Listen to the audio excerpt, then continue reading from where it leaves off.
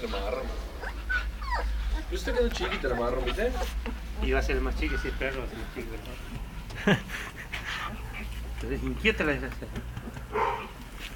Debe ser que era más juguetona porque... ¿Se están alimentando bien? Mira lo gordo que está. Mira, entonces le acaban de prender de la teta ahí, boludo. Vení, bien.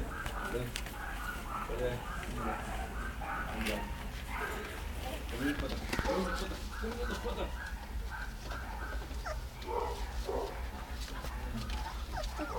Mira, ya se van parando ya. Eso hay que sacarle la mierda de la cucha. No, lo tuyo no.